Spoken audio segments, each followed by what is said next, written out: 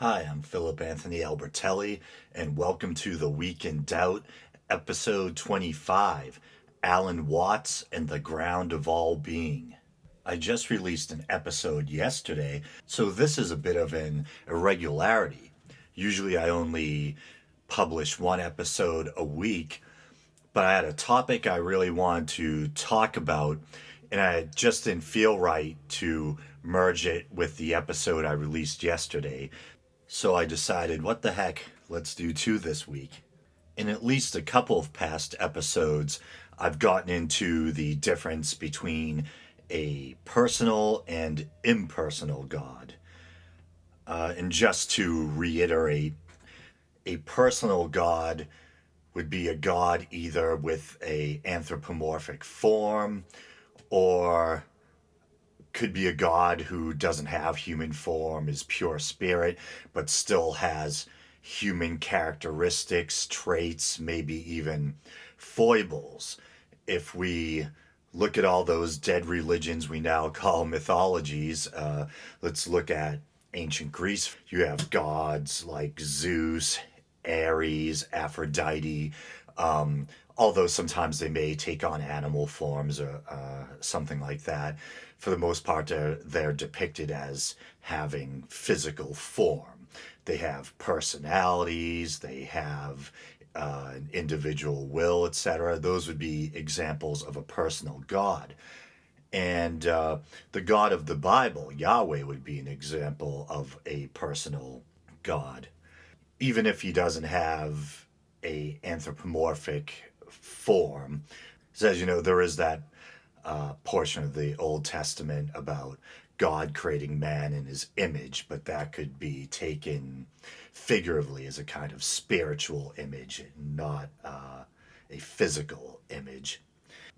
So even if he doesn't have a physical form, God is at least, the God of the Old Testament is at least a personal God in the sense that he's sentient, he's self-aware, he has a will, he passes judgment, he gives laws, makes decrees, lets his wishes be known.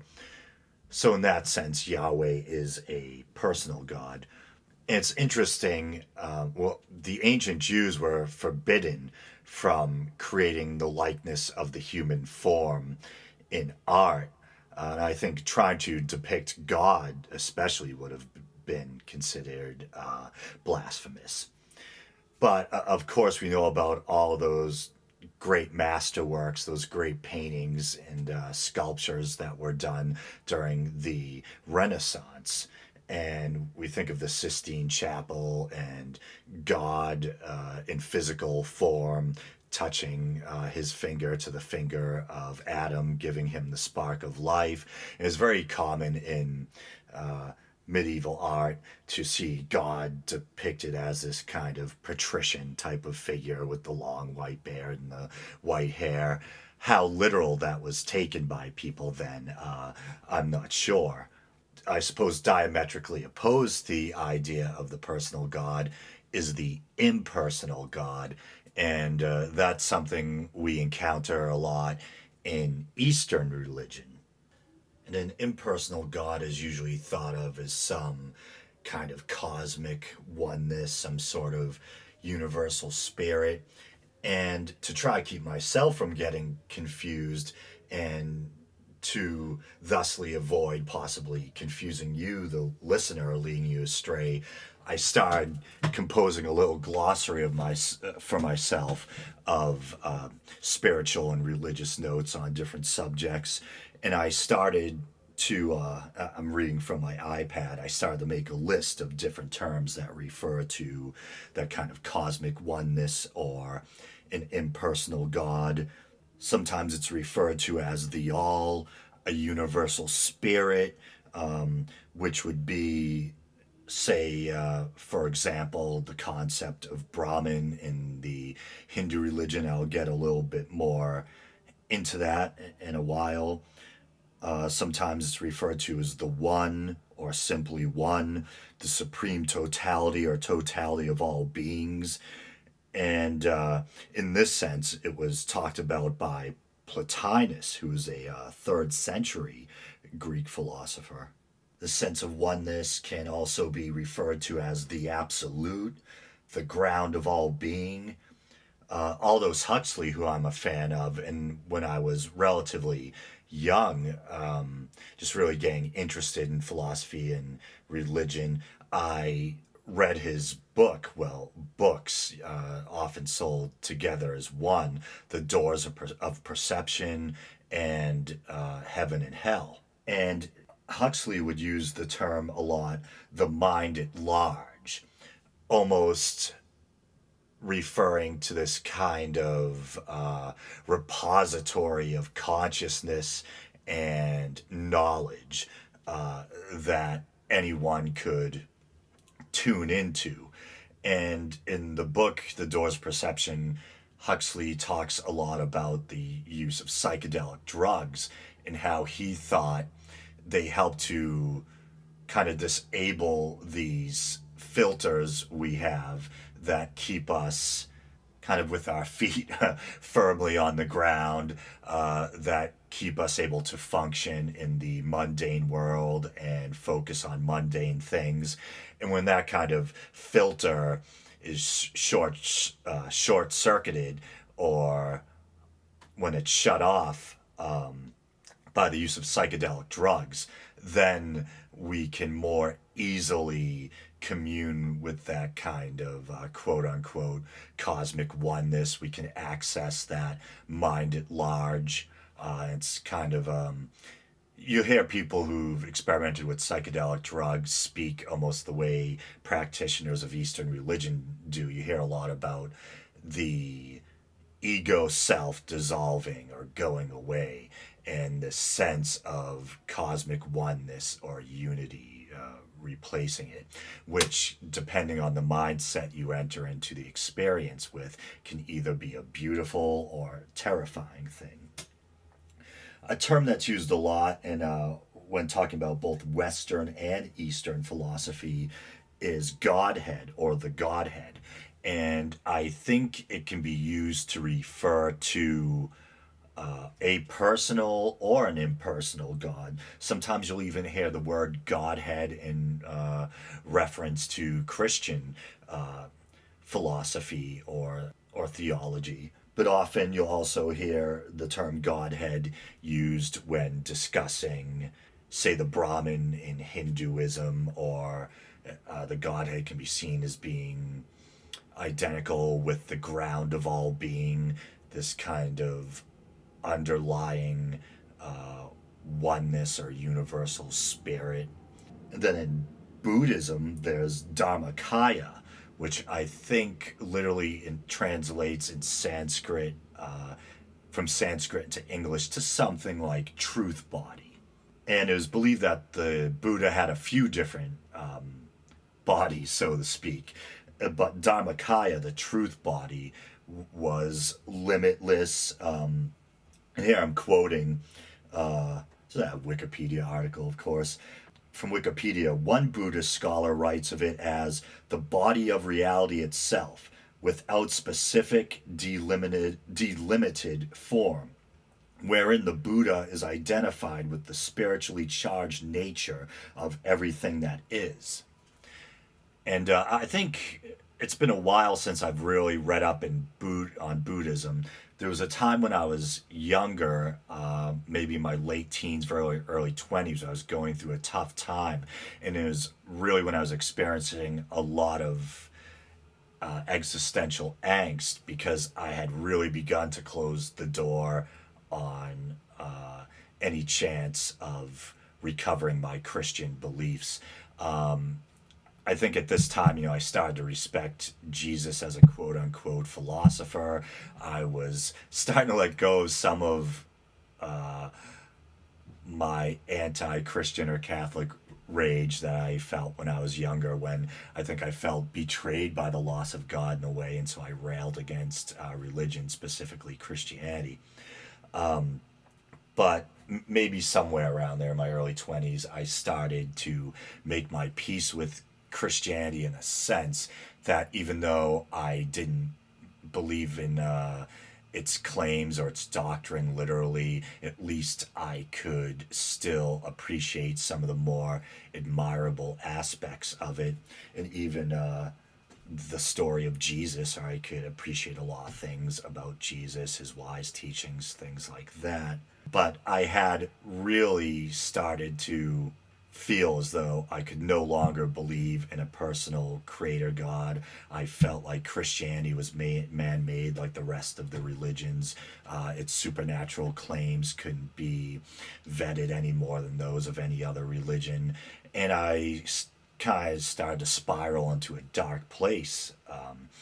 And Buddhism and Eastern religion helped me through that in a sense, because I was able to realize that you didn't need to believe in a creator God to have a sense of spirituality, or to enjoy the mystery that is existence.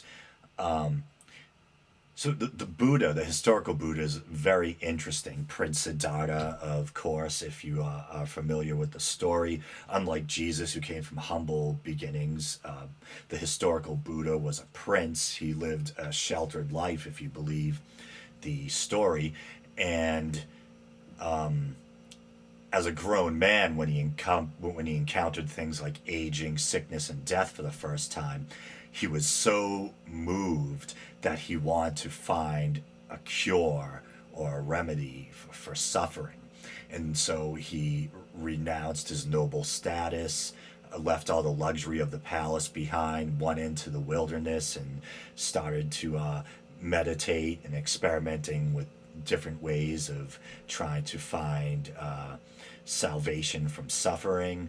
And even though even though Hinduism, which Buddhism came out of, kind of the way that Christianity came out of Judaism, Hinduism had a plethora of gods. You could say in a weird way the Buddha was almost like an atheist, in the sense that he didn't think that salvation was going to come from any of those gods, or you shouldn't really focus on them. Instead, you should focus on basically extinguishing desire. I won't get into it now, but there's the Four Noble Truths, the Eightfold Path, and the Buddha's basic idea, that kind of at the heart of Buddhism is the idea that suffering comes from desire, and the way to end suffering is therefore is by escaping or extinguishing desire. And the more you cling to the flesh, the more you cling to the world, the greater your desire and your suffering is. So in Buddhism, the idea was to kind of extinguish the ego self and become one with everything as much as possible, and thusly you could start down the road to escaping suffering. And in Buddhism, there's the concept of samsara, birth and death. And it was thought that, in a way, reincarnation was a kind of punishment. And, of course, your behavior helped to dictate what you'd be reborn as, if it would be lower or higher down the ladder, so to speak. And the Buddha thought to escape suffering, you had to escape the endless cycle of birth and death. And if you did that, you'd be kind of rewarded, I don't know if that's the right word, but if you could let go of your ego, extinguish desire, break the cycle of birth and death, then, upon your death, you would enter nirvana, this state of kind of non-being.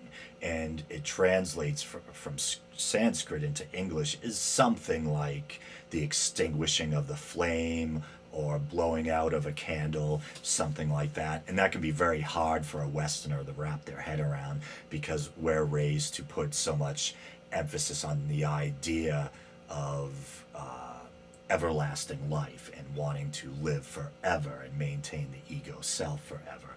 But I think, so in a sense, you could include nirvana as one of those terms for cosmic oneness, even though technically it's more of a term relating to non-being.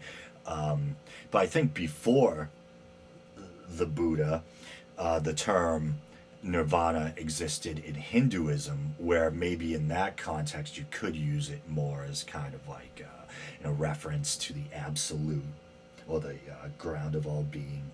And then, as I mentioned earlier, in Hinduism, there's the concept of the Brahmin, and it can get very confusing because there's a few similar words in when we're talking about Hinduism that can become easily confused. There's Brahmin, Brahmin, sometimes an at the end, which refers to a member of one of the four castes in traditional Hindu society. And then Brahmin with the an at the end, Brahman, can also refer to the supreme self, the godhead, the ground of all being. And then Brahma is kind of the creative, I'm reading from Wikipedia once again, the creative aspect of universal consciousness. And now I'm not reading from Wikipedia, but in Hinduism, I think sometimes, I'm not sure if Hindus always believe in their multitude of gods literally. I think sometimes they're seen as different manifestations of the absolute or the godhead. And famously in Hinduism, there's the Trimurti, the Vedic Trinity. We have Brahma, the creator, Vishnu, the preserver, and Shiva, the destroyer. And three gods manifesting creation, preservation, and destruction.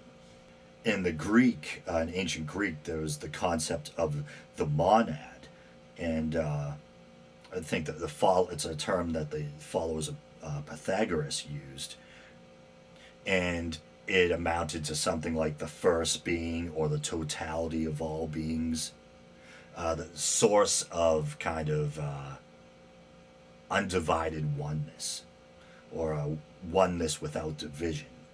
Then the philosopher Hegel talked about the universal mind. And here I'm quoting again: universal mind may be defined as the non-local or atemporal hive mind of all aggregates, components, knowledges, constituents, relationships, personalities, entities, technologies, processes, and cycles of the nature of the universal mind. The nature of the universal mind is omniscient, omnipotent, omnificent, and omnipresent. It's believed that one has access to all knowledge, known and unknown, through the universal mind. People have access to an infinite power, one that is able to tap into the limitless creativity of the One. All of these attributes are present within one at all times in their potential form. Still quoting: the notion of universal mind came into the Western canon through the pre-Socratic philosopher Anaxagoras, who arrived in Athens sometime after 480 BC. He taught that all things were created by nous, mind, and that mind held the cosmos together and gave human beings a connection to the cosmos or a pathway to the divine. So you can see with all these different terminologies, what they have in common is this idea of universal or cosmic oneness, an undivided oneness that we can commune with, that we come out of, return to. And then I might be guilty of using the term collective consciousness in the wrong sense in past episodes of the show. I think in its standard use, or its originally intended use, it's a term from mainstream psychology. I think it was coined by Emil Durkheim, and it just referred to the shared beliefs, moral attitudes of a society as a whole. There was nothing really hokey or supernatural about it. But according to this article, the term can also be used sometimes in a parapsychological sense, in parapsychology. And it says that in this sense, it was kind of adopted by a psychologist named Gardner Murphy. And he thought that the human mind, consciousness, might be able to survive death, but not as an individual self, that almost in kind of a fragmentary sense, it would return to some greater consciousness at large. And sometimes in past episodes, I would use the term collective consciousness to kind of refer to universal spirit or ground of all being. But I think that's the less used definition of collective consciousness. And I may have been in error to some degree using it in that sense. Then, of course, in Jungian psychology, there's the collective unconscious.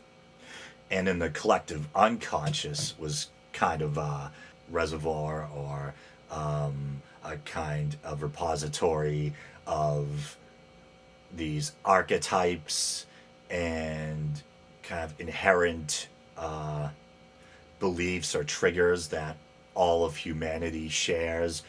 And I think they might sometimes a collective unconscious may have even been, there was the personal unconscious, which, quote, is a personal reservoir of experience unique to each individual, while the collective unconscious collects and organizes those personal experiences in a similar way with each member of a particular species.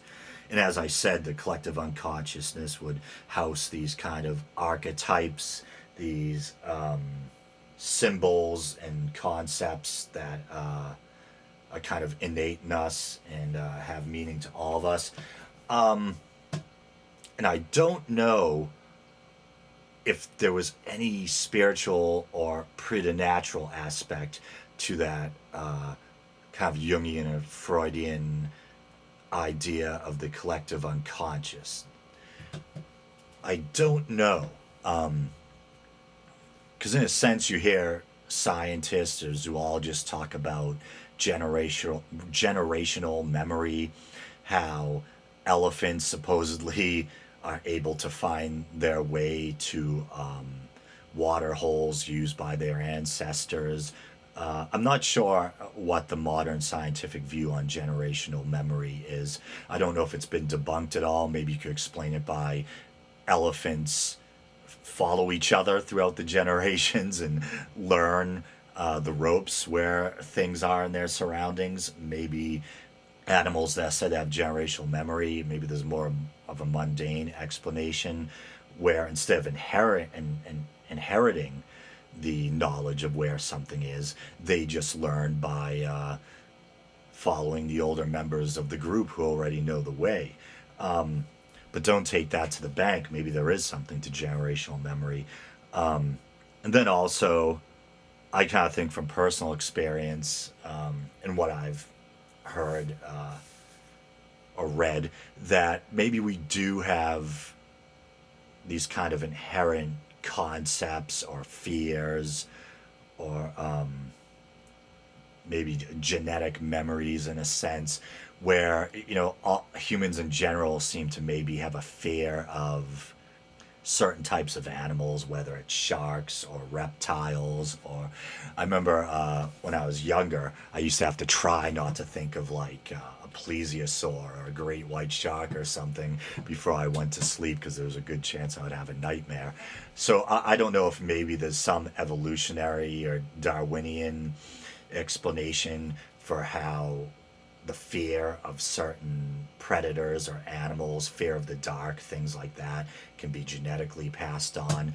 I don't know, but I'm kind of digressing. I guess what I'm getting at is I don't know if Jung meant the collective unconscious as if he had some kind of down-to-earth, mundane explanation for how it worked, or if he thought there was something preternatural behind it, that maybe it had to do with some kind of universal mind or something like that.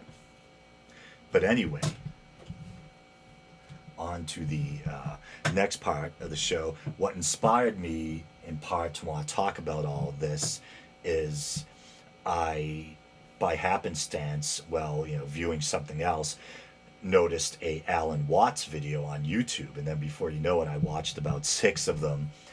And Alan Watts was a British-born, but I think he spent a great deal of his time in America, philosopher and scholar, and He's well known for helping to introduce or popularize Eastern religion uh, to the West back, say, around the 60s or something like that. And he even did a bunch of black and white talks back around 1960 on different subjects having to do with Eastern philosophy, and you can actually find those on YouTube. And I remember when I was probably in my late teens, early 20s, when I really started to get into Eastern religion. I think one of the first books I ever read was Alan Watts's famous book, The Way of Zen. And I have to admit, until I started watching these YouTube videos, I had only read the words of Alan Watts. I had never actually heard his voice or seen him speak. And I was amazed by what a powerful speaker he was and how articulate he was. It's been a while, I think, since I've heard or seen a speaker of that caliber. And it's got an interesting side note. I guess he was friends with a couple other people I admire. In a recent episode of the show, I talked about how I recently discovered the philosopher, I guess, call him a philosopher, connoisseur of religions, I think is how he sometimes referred to himself, Robert Anton Wilson. I guess they were friends to some degree. And also Alan Watts was friends with Gary Snyder. And if you are a Kerouac fan, I've read most of Kerouac's books. One of my favorites, one of the first I ever read, is the Dharma Bums. And Kerouac had a habit of changing the names of characters who were inspired by real figures.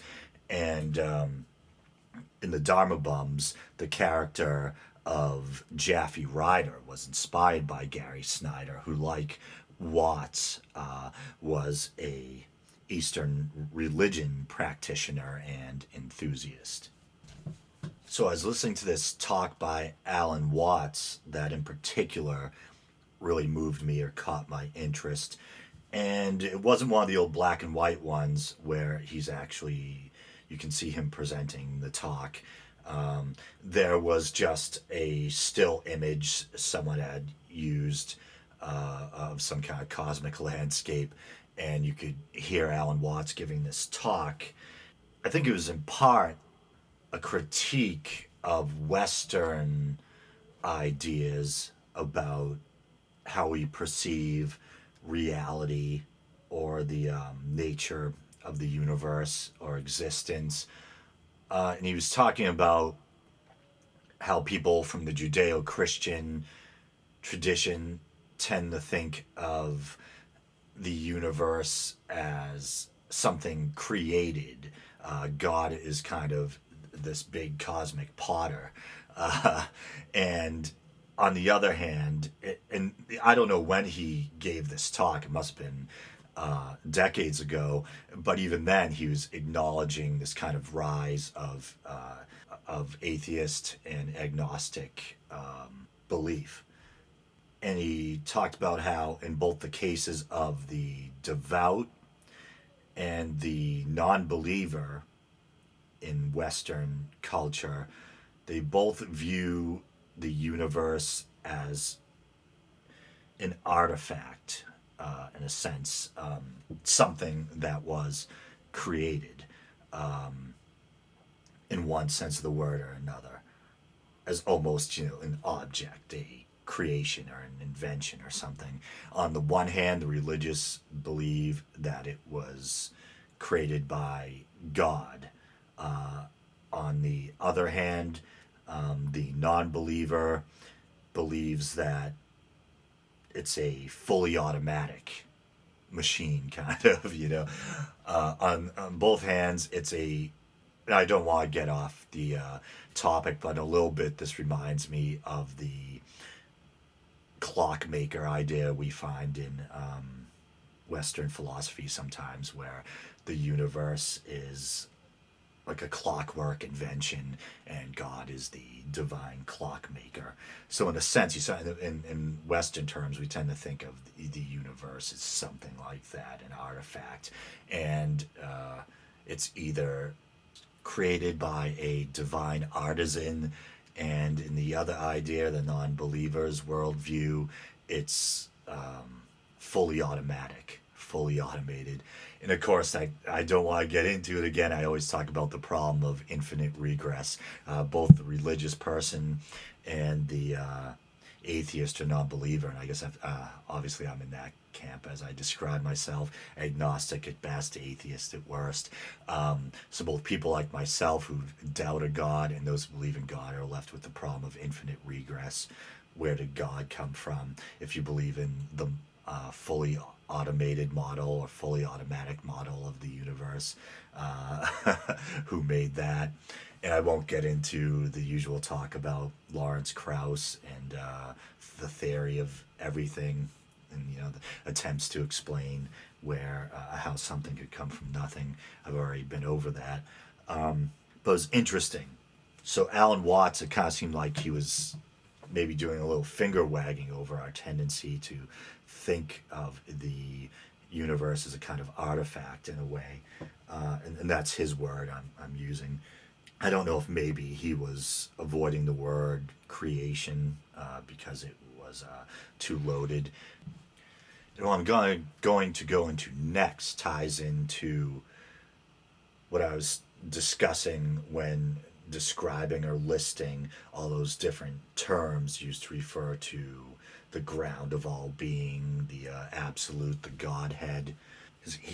Alan Watts was talking about how there's another model that we find in Hinduism, where the world is kind of seen as a drama that the godhead, I guess you could say Brahman, acts out, in that all of us, everything, every person, every animal, every grain of sand, every blade of grass is a manifestation of the Godhead, a manifestation of God. God at play, in a sense, as it were. And he went on to explain, like, well, isn't that strange? If everything's just God at play, why would that be? And this was very, very fascinating. This is probably one of the most mind-blowing things I've heard in a while, because, I've been really familiar with this idea of the ground of all being, or an impersonal God, for a long time. But it's been a long time since I read deeply into Hinduism or thumb through the Upanishads or the Bhagavad Gita, something like that. So I forgot how profound this idea of God as everything in the Hindu sense can be. And he said, imagine that you could dream about whatever you wanted to dream about. You could go to sleep at night and you'd know you were dreaming. You could choose what you want to dream about. You could just indulge yourself in whatever fantasies. And if you wanted to, you could make it richer by choosing to live 75 years worth of grand experience in one night. And he said, now imagine that after a while, that gets boring. So you say, all right, now when I go to sleep, I'm going to remember that it's just a dream. But instead of just dreaming about whatever pleases me, I'm going to make it more exciting by making things a bit more unpredictable, having some kind of adventures where you're not sure how the outcome's going to be. And then he says, maybe you do that for a while, then you get bored with that, so you say, let's make it even more exciting. Let's make it a bit dangerous. Now let's forget that it's a dream, and make things even more exciting and perilous. And no, actually, maybe at this state you haven't yet forgotten it's a dream, but you gotta make things even more perilous and dangerous. But at least you'll be able to wake up. And then he goes a step further and he says, now imagine that you make things a bit more perilous, a bit more unpredictable, and you allow yourself to forget that you're dreaming. And he said, then you'd pretty much be living the life you're living now. the human life that we're in, where we're no longer aware that we're God at play. We're no longer aware that it's just a dream or an illusion of sorts. And I thought that really stopped me in my tracks. That whole kind of idea of, basically being able to indulge yourself in fantasies, in fantasy at night, dreaming about whatever you want, getting bored, so you make it a little bit more exciting. Then you make it a little bit more dangerous, still aware at least that you'll wake up. Then dangerous still, unpredictable still, but you're no longer aware that it's a dream. And that's the life we're living. I'm not saying I necessarily believe that, but it's a profound idea. Then Alan Watts went into talking about how in Hinduism, on a larger scale, on a cosmic scale, there's something known as a kalpa. That's like a unit of time. And the universe, over 4 million and some change years, each kalpa goes, you go from God, the godhead or the universe goes from a dreaming state into a waking state.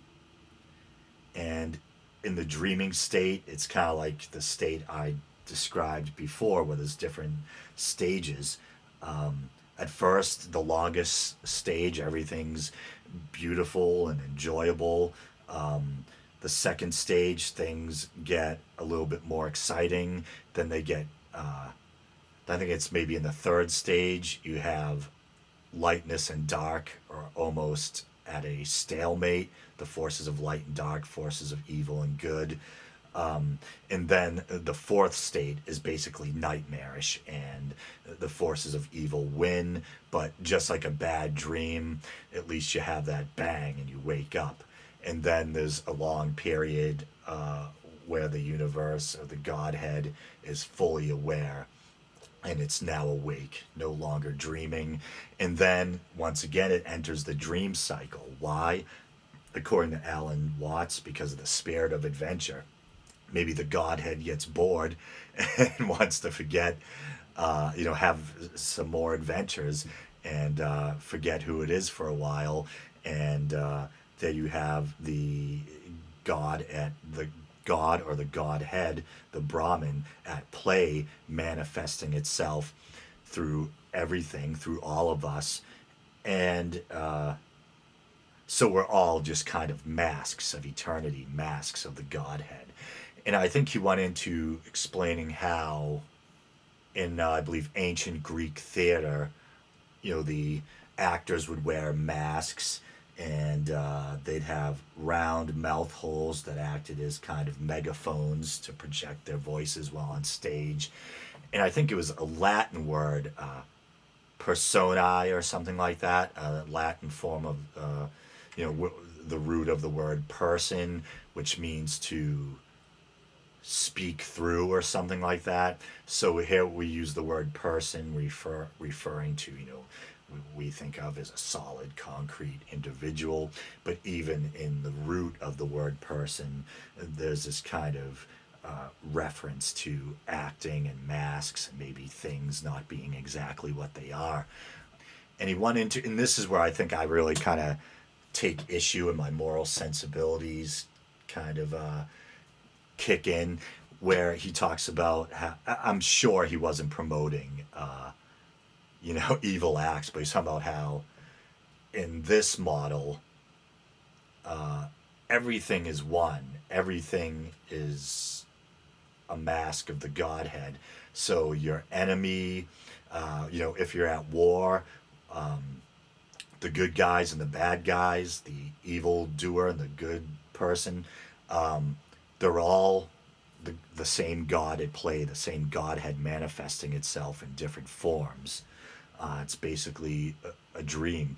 And he goes into talking about, the suffering in the world, which theologians and philosophers and all of us, I think, have a problem with. Why do bad things happen to good people? Why do bad things happen at all?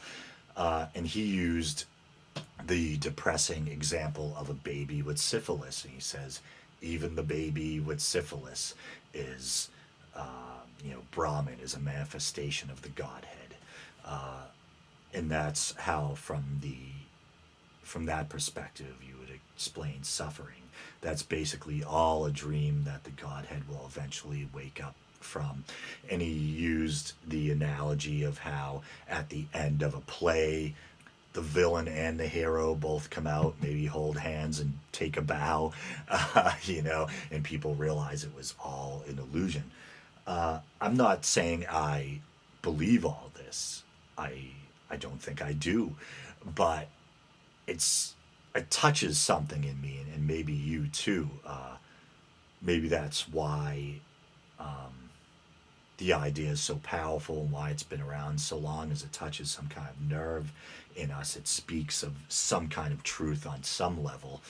But I think earlier when he had been discussing, a rise in non-belief, even in his day when he was giving the talk, how there's this depressing idea of the, when you're talking about that artifact model of the universe is kind of this clockwork thing. Either God set it in motion or it's fully automated. And if you're a non-believer, then maybe you think you're just this flash in the pan between two darknesses, and that can be very depressing. And I think he was kind of talking about the drama model, that Hindu model, as a kind of cure for that, in a sense, or an alternative. And I think it's a beautiful idea. I think it's a beautiful and a terrifying idea.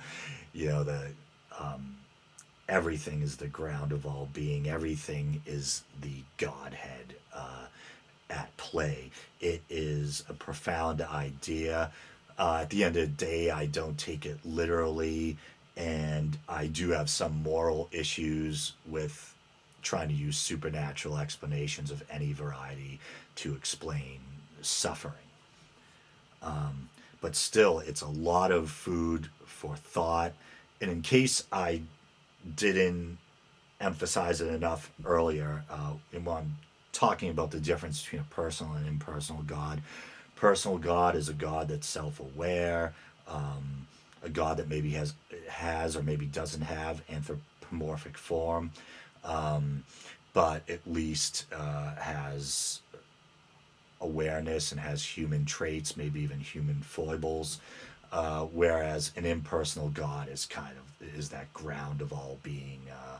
It's kind of, as the term suggests, impersonal. It doesn't have a personality. It doesn't really have an ego self. It's this all-pervasive, universal spirit. Let's see, this has already been twice as long, perhaps more so, than yesterday's episode. So I'll just call it a wrap and allow myself to take a break. So that's 2 episodes in 2 days. As always, this has been The Week in Doubt. You can be a mensch and like us on YouTube or Facebook, subscribe on YouTube, rate us on iTunes or Podbean, and as always, thanks for listening.